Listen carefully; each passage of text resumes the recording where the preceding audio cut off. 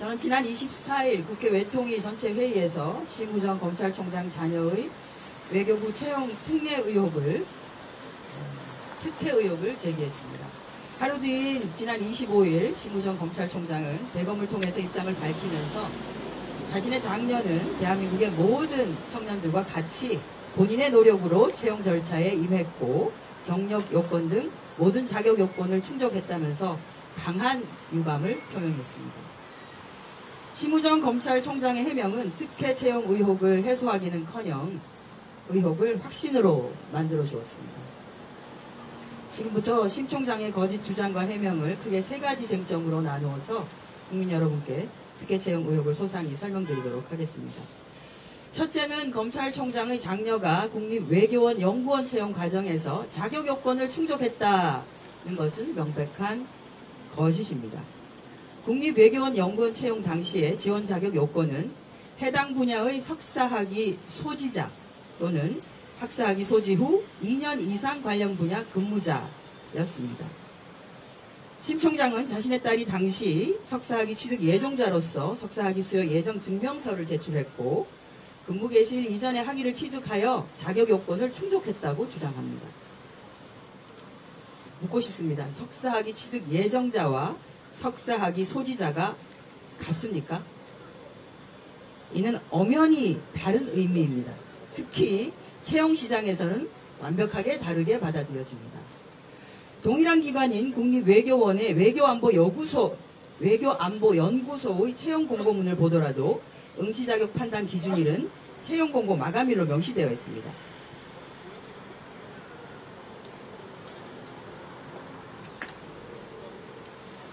이 기준에 따르면 심 총장 딸은 채용 공고 마감일인 2024년 2월 5일까지도 석사학위 소지자가 아닙니다. 검찰총장과 입을 맞춘 듯한 국립외교원의 해명 또한 어처구니가 없습니다.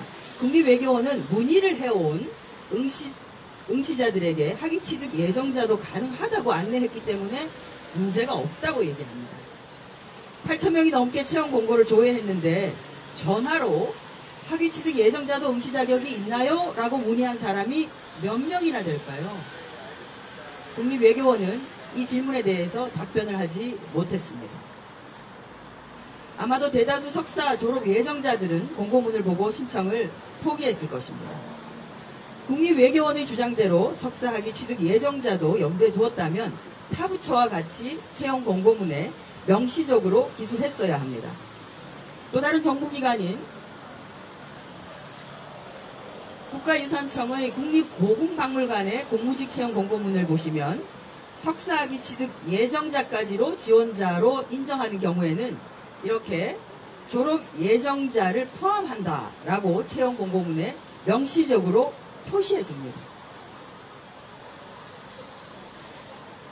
국립외교원 기간제로 8개월을 근무한 심우정 총장의 자녀는 올해 2월 말 외교부 본부에 연구원으로 정년 보장 직종인 정규직에 최종 합격하여 신원조회가 끝나면 외교부 본부에서 근무하게 됩니다. 검찰총장이 나파 찬스가 아니었다면 불가능한 외교부의 조력이 있었기에 가능할 것입니다. 두 번째 의혹입니다. 외교부는 올해 1월 3일 경제 분야 석사학위 소지자를 대상으로 공무직 연구원 채용 공고를 내 최종 면접까지 진행했지만 석연치 않은 이유로 응시자를 불합격 처리했습니다.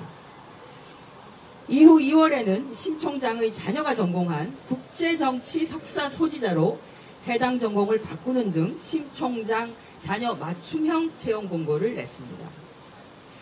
외교부는 지원자가 적어서 전공 분야를 바꿔 재공고를 냈다고 해명하지만 그간의 선례들을 보면 지원자나 적격자가 없는 경우는 기한을 연장해서 재공고를 하지 전공 분야를 바꾼 사례는 없습니다. 현재까지 확인된 바로는 심우정 자녀 채용이 유일합니다.